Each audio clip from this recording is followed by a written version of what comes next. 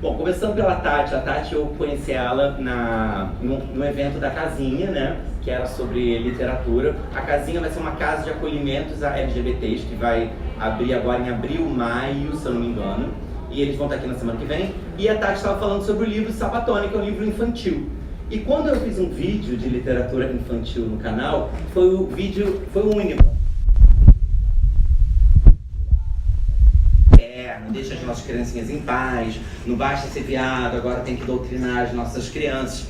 E eu olhei e falei, gente, mas eu criança queria tanto ter lido uma história, sei lá, de um garoto que era gay e que a família aceitava, sei lá, qualquer coisa que eu criança pudesse me espelhar. Então a Tati daqui a pouco vai falar sobre por que ela resolveu fazer o Sapatônia. A Desirê é coordenadora do grupo HPM, que é uma editora voltada para literatura LGBT, certo? Sim, Tem mais focada em literatura lésbica também. Que eu também achei muito maneiro trazer, porque eu vi muito essa demanda no meu público ali do canal de que onde está a literatura lésbica? Nossa, mas não tem livro de lésbica, só tem livro de homens gays, né? Tipo, um pouco essa demanda, então achei também muito legal. Tati Desirê vai falar como surgiu a editora também, por que voltar mais para lésbica, compartilho. Salvador, um querido também. Salvador escreveu um livro que eu acho também super simbólico que está aqui hoje, que é o Segundo Armário. E o Segundo Armário, na verdade, o Salvador vive com HIV há muitos anos e ele publicava em blog, né? A experiência que ele estava tendo quando ele descobriu o vírus e toda a vivência dele. Depois ele compilou o blog e publicou um livro, que é o Segundo Armário. E o livro foi adaptado para o teatro, eu fui assistir agora quarta-feira, espero que volte para a galera poder assistir. E quando eu fui ver, eu percebi de novo quão importante era a peça estar encenada, quão importante era o livro ser publicado, porque com certeza muitos dos espectadores também vivem com HIV e podem se ver representados. Ufa, minha história está ali, ufa, alguém está falando a minha língua, a minha história. Bom, então, Salvador também vai falar. Eu estou fazendo essa introdução que eu vou trocar de roupa para voltar, né? E o Bruno, o Bruno escreveu, que eu conheço, 2 livros. O primeiro que eu li foi o Casamento Igualitário, que é um tijolão, mas é maravilhoso. O Bruno foi uma das pessoas responsáveis pela campanha do casamento igualitário na Argentina, né, da luta para conseguir a aprovação lá. E o livro, quando eu li, tem um Papa na capa. E você realmente pensa, por que o Papa está na capa do livro do Bruno? E o Papa era o Bispo Bergoglio lá na época, e aí eu vou deixar ele explicar quem é o Papa, porque eu acabei o livro, eu queria tipo assim, não, esse homem não. Mas o Bruno vai justificar, e depois ele escreveu O Fim do Armário, esse livro que a gente sorteou hoje, que é um dos melhores livros que eu li na minha vida, porque ele faz um panorama mundial sobre a comunidade LGBT. E você para e pensa, gente, isso é impossível. Claro que é impossível, mas a partir de histórias ele vai dando uma noção de cada lugar. Enfim, universos completamente diferentes juntos aqui na mesma comunidade. Então, eu vou passar a palavrinha aqui, vai todo mundo falando, se apresentando, por favor. Eu vou trocar de roupa rapidinho e já volto, tá? Bem-vindo, gente. Bom, boa noite. Obrigado a todos por terem ficado. Bom, como ele já adiantou, eu sou argentino, sou naturalizado brasileiro, moro aqui há 10 anos e por mais uma semana. E hoje eu queria, antes de mais nada, agradecer ao Felipe pelo convite, porque antes de começar a peça, eu sabia que eu teria que falar no final, e eu tinha pensado em falar que nesses momentos tão difíceis que a gente está passando, nesse período em que parece que o Brasil entrou numa espécie de dimensão paralela, né? Uma dimensão paralela inacreditável, uma distopia que, se fosse ficção, seria exagerada. Em que parece que de repente o ódio se transformou no principal motor da política, em que a burrice passou a ser uma coisa que se leva com orgulho, né? Em que a estupidez comanda as decisões públicas. Nesse momento tão difícil que a gente está passando, toda forma de arte, o teatro, a literatura, o cinema, toda forma de arte é um espaço de resistência, né? E eu tinha pensado falar sobre isso e falar sobre a importância da resistência, sobre a importância de uma peça como essa, que fala daquilo que essa peça fala, como um espaço de resistência nesse momento. Mas depois de assistir a peça, eu pensei, além disso, tem uma outra coisa, que é um espaço de alegria, né? Que é um espaço de felicidade, se reencontrar. Porque a gente também está passando por esse momento com muito sofrimento. Hoje eu entreguei a chave do meu apartamento, né? Eu estou saindo do país. Depois de 10 anos morando aqui, a gente passou... Esses últimos tempos foram muito difíceis. Eu trabalho trabalhei durante 8 anos como assessor do Jean, eu sou amigo pessoal do Jean, e a situação que a gente passou nesses últimos tempos é muito difícil de escrever. Até hoje a gente continua recebendo ameaças, inclusive que não são só contra o Jean, sino ameaças contra a família dele. Esses caras têm os e-mails pessoais dos irmãos, dos primos, da parte da família do Jean que mora na Bahia. Eu, que sou amigo do Jean há 8 anos, não tenho os e-mails dos irmãos dele, né? Mas os caras que ameaçam o Jean têm os e-mails pessoais da família. Então a gente está vivendo nesses últimos tempos uma situação muito difícil, e esse momento, desde que a porta fechou e começou a peça, foi um momento em que eu consegui, pelo menos por 2 horas, esquecer disso, né? Então acho que também, além de espaço de resistência, é um espaço de de fazer uma coisa boa para a alma, né? Bom, eu escrevi esses 2 livros, o último que foi sorteado aqui, O Fim do Armário, e várias pessoas me perguntam por que o fim do armário, né? Por que a ideia do armário? E eu sempre digo que o título do livro, ao mesmo tempo, uma constatação de uma mudança que pela primeira vez na história está começando a acontecer, pelo menos numa parte do mundo.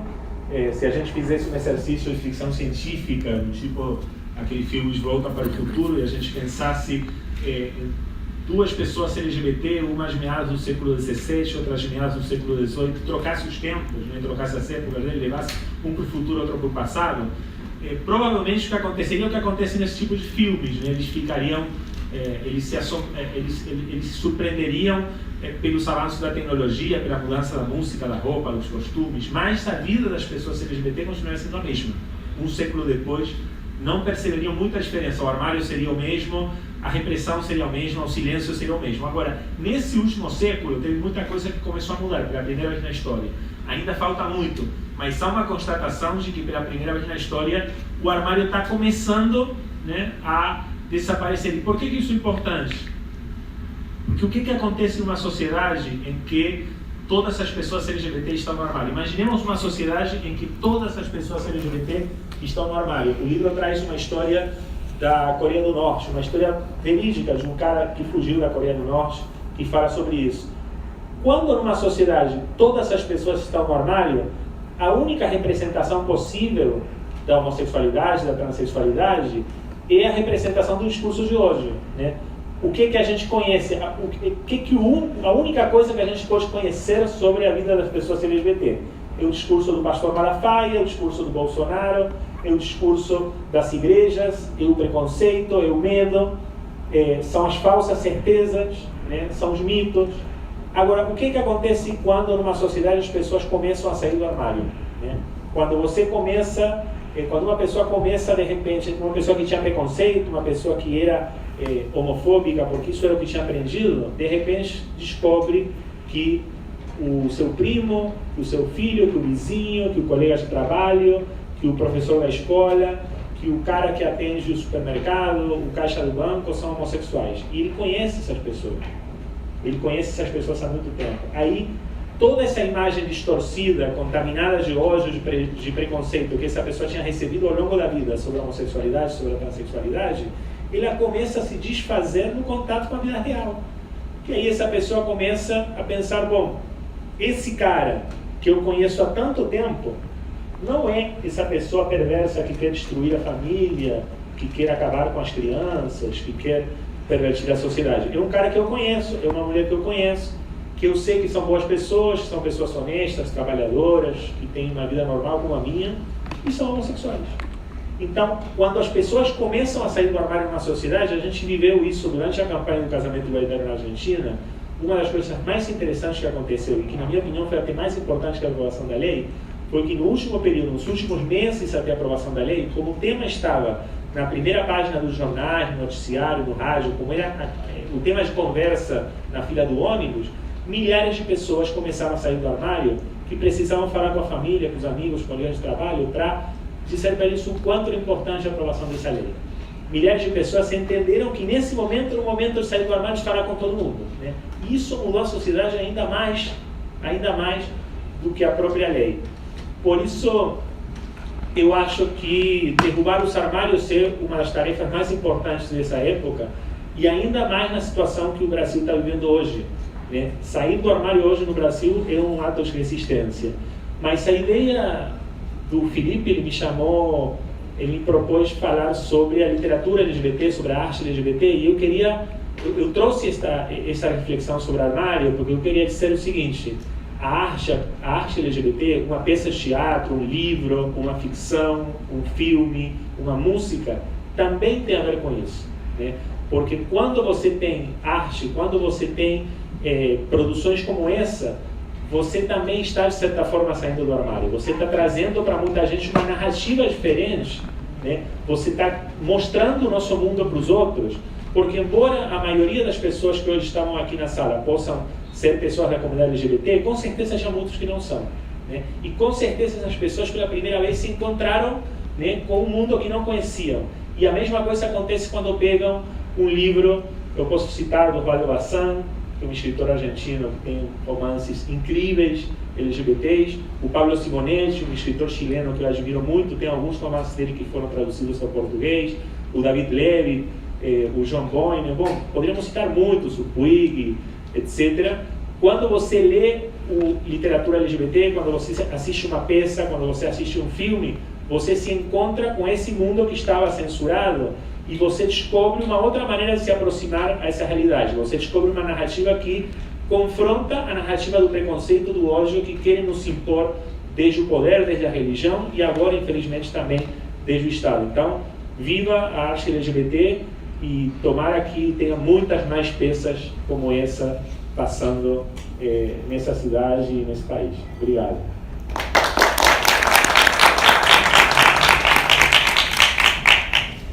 Boa noite, meu nome é Salvador, né, como foi apresentado. Eu sou psicólogo, eu escrevi o livro Segundo Armário, Diário de um Jovem Soropositivo.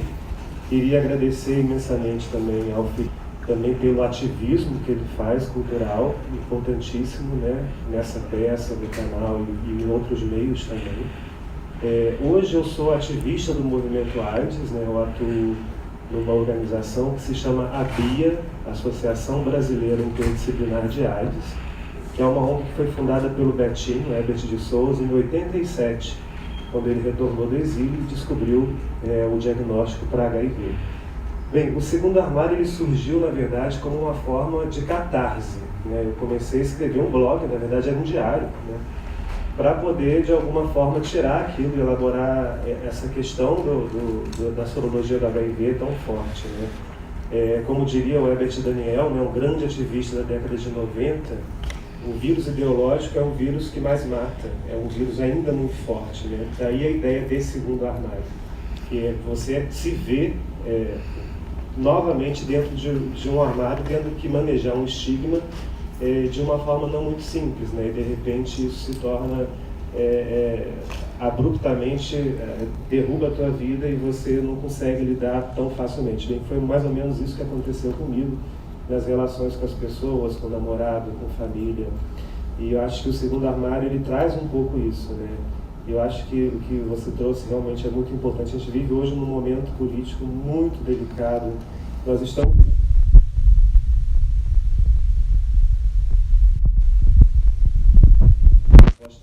hoje a gente está com um programa de AIDS ameaçado, não só o programa de AIDS, mas o SUS como um todo ameaçado, né, com mudanças no repasse financeiro, a gente tem graves ameaças.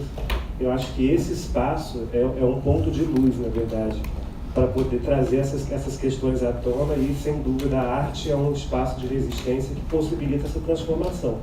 Eu acho que a gente está num momento de transformação social grande, de alguma forma, quando vem à tona todo esse conservadorismo. Isso é para a gente se olhar, também tem uma função de espelho de alguma forma, e eu acho que a gente tem agora que na arte, de fato, apostar num ponto de resistência. E esse espetáculo, ele é um desses pontos, existem outras pessoas fazendo um trabalho semelhante. Queria agradecer mais uma vez a oportunidade, eu vou falar bem brevemente, porque eu acho que é mais importante depois retornar para vocês do que falar aqui. E queria agradecer de novo a oportunidade de estar falando um pouquinho sobre a vivência de HIV e a vivência de pessoas com AIDS, né? Hoje ainda a gente consegue, ainda hoje é muito desafiador falar sobre isso. As pessoas, o estigma ainda é muito forte. Eu faço acolhimento na ABIA há alguns anos E as pessoas sempre chegam com a questão da morte. A morte ainda é um parâmetro para a pessoa com HIV. E sem sombra de dúvidas, o que a pessoa fala é a morte social. Não só a morte física, mas é a questão da morte social. Então, fica aí um apelo para a gente trazer essa reflexão sempre.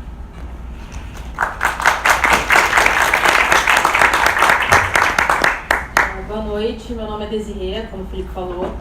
Eu sou coordenadora e idealizadora do Grupo HPM. O Grupo HPM é uma editora que nasceu de um blog também, onde eu escrevia.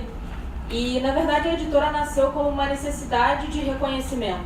Lá nos meus 17, 18 anos, quando eu estava tentando entender toda aquela sexualidade que estava aflorando em mim, que eu não sabia direito o que era, não tinha muita gente com quem conversar, não conhecia pessoas abertamente gays muito próximas para sentar, conversar, ouvir experiências.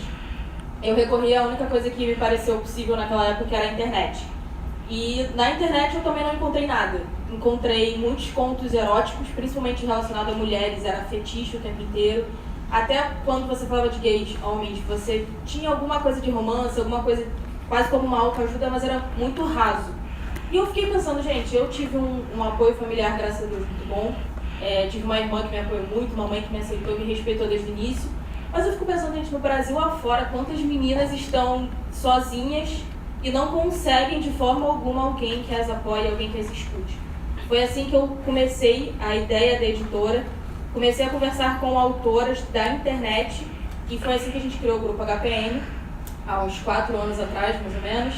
E a partir daí, a nossa ideia sempre foi ter uma editora acessível tanto para autora quanto para leitora. Por isso nós sempre buscamos autoras que publicam coisas na internet, usam muito sites e aplicativos de publicar histórias e tal. E nós usamos essas autoras e trazemos elas e falamos, olha, não, aqui você vai ter uma chance de ter uma voz um pouco a mais, vamos fazer um livro, vamos investir numa capa, vamos fazer um negócio legal, que eu acho que tudo que você está falando tem público, merece chegar em todas as meninas que estão aí Brasil afora, e elas precisam se sentir reconhecidas. É muito complicado lá nos 17, 18 anos, que a gente começa a ler as coisas, começa a ver filme, e é a princesa que encontra o príncipe, e a princesa nunca vai ter uma outra princesa. Isso é uma coisa extremamente recente numa cultura de massa, e foi isso que eu senti falta da minha descoberta, e foi por isso que a gente criou a HPM, para poder tentar levar um pouco mais para essas meninas. Hoje nós temos mais ou menos uns de 10 a 15 títulos, a maioria em formato digital, justamente para ajudar nessa acessibilidade. Você pode ler do celular, pode ler de um e-reader, você paga 10, 15 reais num livro, e temos alguns livros físicos, óbvio, mas a nossa grande maioria está em formato digital, justamente para que todo mundo possa ler, e todas as meninas Brasil afora que tenham qualquer dúvida sobre a sua sexualidade, que estejam descobrindo, possam ter acesso a um material onde elas se reconheçam, onde elas entendam que o que elas estão sentindo é normal, que talvez agora não seja a melhor situação do mundo, mas que vai melhorar, que elas vão encontrar pessoas que as apoiem, pessoas que respeitem quem elas são, pessoas que estejam ao lado delas. Eu acho que isso é o principal. E aí foi assim que a gente criou o Grupo HPM. É um prazer enorme estar aqui falando com vocês. Queria muito agradecer ao Felipe. Eu conheci ele através do canal, Eu Leio LGBT. Eu, como editora, entrei em contato com ele e a gente começou a conversar. E é um prazer enorme estar aqui com vocês, ainda mais com esses convidados maravilhosos aqui do meu lado. Obrigada, gente.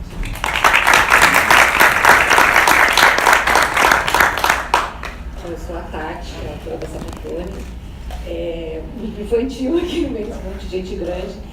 A Sapatone é a história de uma sapinha que tem 2 mães, como o Felipe falou. Ela nasceu, na verdade, não foi assim, exatamente com a intenção de fazer um livro com a temática LGBT. Eu tive uma irmã especial que ela achava as pessoas legais e tal, e ela falava para minha mãe, se ela achasse uma pessoa assim, meio engraçada, meio diferente dos irmãos, das irmãs, ela dizia, cada um tem seu tipo, né, mãe? E essa frase ficou martelando na minha cabeça a vida inteira. Eu sou ilustradora, sou designer, e aqui no Rio eu montei a minha pequena editora para fazer os meus próprios livros, né? Começou como artesanal e hoje já tem outro estilo de trabalho. Aí eu fui fazendo essa história em cima dessa frase, e aí eu disse, vamos usar uma temática mais atual, assim, que trabalha com assuntos mais atuais, coisa que a gente não vê muito em literatura infantil. Então eu queria as 2 mães. A primeiro momento foi até engraçado a peça, que eu queria um pai da sapatória. Aí eu falei com um amigo meu, não, eu vou querer, vai ter um pai, um amigo, não sei o que lá. Ele disse, Cátia, não precisa ter pai. Né? Pode ser, porque precisa a figura do homem, né? A figura masculina. Foi aí que veio a ideia da adoção. Né? Então tem toda essa historinha que eu não vou contar, mas tem a história da adoção e por aí vai. Então essa personagem, ela tem os amiguinhos dela e tal, e ela sempre diz assim que cada um tem seu tipo. Então ela sofre assim, um preconceito e tal, mas elas levam a vida numa boa, elas são uma família, elas têm uma vida normal, uma família normal que se ama e respeitam, assim, a ideia é todo mundo se respeitar, né? E aquilo, como tu falou, a gente tem que ter uma resistência agora, ser feliz em resistência, fazer teatro, fazer cinema, tratar de assuntos tão delicados como esse, com qualquer tipo de diferença que a gente possa ter, porque a gente tem que enfrentar esse momento que a gente está vivendo, esse governo, esse desgoverno, sei lá o que vai acontecer com a gente, e a gente tem que se unir e tentar construir um mundo melhor nesse mundo que a gente está agora. E eu tive há pouco tempo uma experiência engraçada, que eu fui numa livraria procurar livros com esse tema, né? E perguntei lá para a livreira, para a moça, eu gostaria de livros que tratassem de assuntos LGBT para crianças, livros infantis. Não tem! Não tem, para adolescente tem, mas para criança não tem. Aí parecia que eu estava falando de pornografia, mas até eu levei um susto, gente, foi tão engraçado. Aí disse, não, aí comecei a dar alguns títulos e tal, ela relaxou e não achei nada, achei um livro. Aí disse, como é difícil, né? Então, assim, eu na verdade não tinha essa experiência, porque eu criei esse livro ano passado, e aí eu trabalhava com outras temáticas também, mas essa temática para mim está sendo uma coisa nova e muito importante, e uma coisa que eu quero levar essa sapatória para todos os lugares, que eu sei que vai ser um pouco difícil entrar nas escolas, por exemplo, mas assim, participar de eventos e tal, para botar essa história na roda. Né? E o que eu senti, assim, que pessoas, assim, psicólogos, famílias homoafetivas também, agora famílias hétero e tal, eles não dão a menor importância, sabe, não dão, assim, até eu dei de presente para uma menina de 5 anos, um casal amigo meu, e aí os pais não tomaram conhecimento do livro, a guriazinha, ela decorou o livro do começo ao fim, mas os pais não fizeram lendo com a criança, eu disse, como é difícil, gente, então eu acho que o momento como esse é muito importante, e a gente tem que, aquela coisa, vamos dar a mão, vamos seguir nessa luta, porque vai ser difícil. É isso.